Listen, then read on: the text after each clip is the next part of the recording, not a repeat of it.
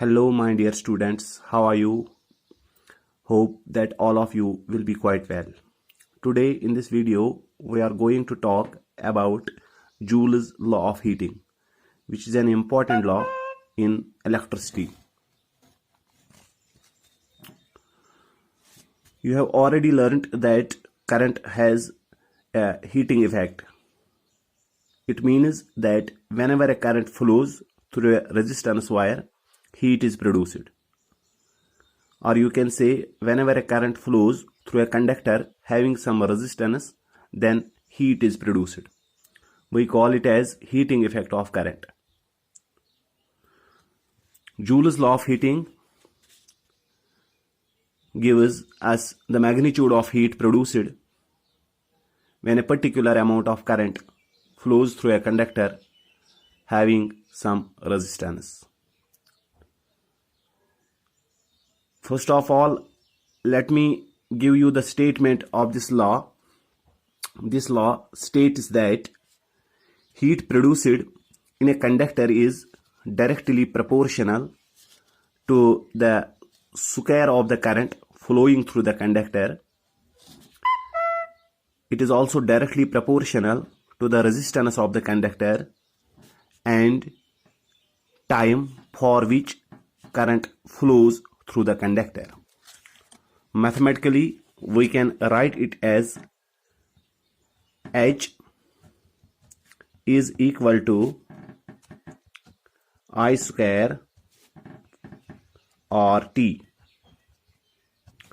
where H is the heat produced, I is the current flowing through the conductor, R is the resistance of the conductor, and T is the time, it is the duration for which current flows through the conductor.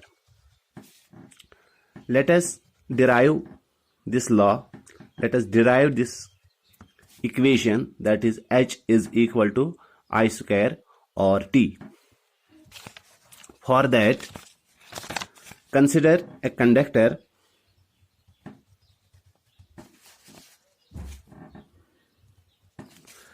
having resistance R. So we have a conductor having resistance R, and let V be the potential difference across the ends of this conductor. So we have a conductor having resistance R, and V is a potential difference across the ends of this conductor. You know that when a current flows through a conductor, when electric charges flow through a conductor, the conductor offers resistance to the flow of electric charges. So, in order to keep itself flowing, electric current has to do work against resistance. I will repeat. When electric current flows through a conductor, the conductor offers resistance to the flow of electric current. And in order to keep itself flowing, the current has to do work against resistance. And that work done, that electrical work done, is given by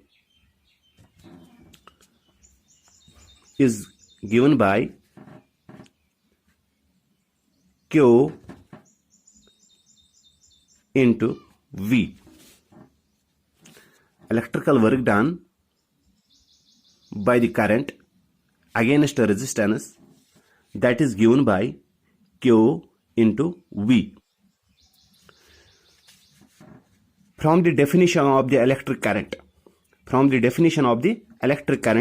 we know that I is equal to Q divided by T, where Q is the charge and T is the time for which charge flows. So this is the definition of electric current. The magnitude of electric current, I, is given by the ratio of electric charges and time, that is I is equal to Q divided by T. It implies that Q is equal to I into T. from Ohm's law,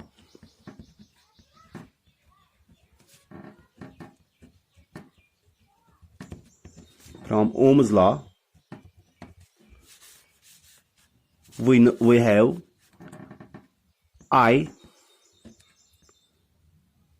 from Ohm's law we have V is equal to IR. So this is Ohm's law. V is equal to IR. We will substitute the value of V and Q in this equation. Let us name this equation as equation first.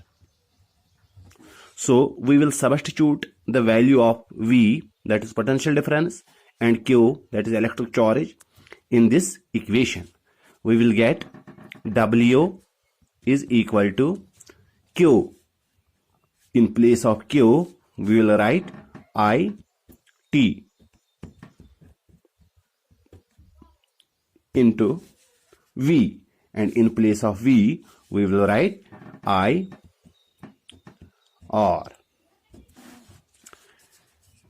We can write it like this: W is equal to I into I means I square, and it is R, and it is T.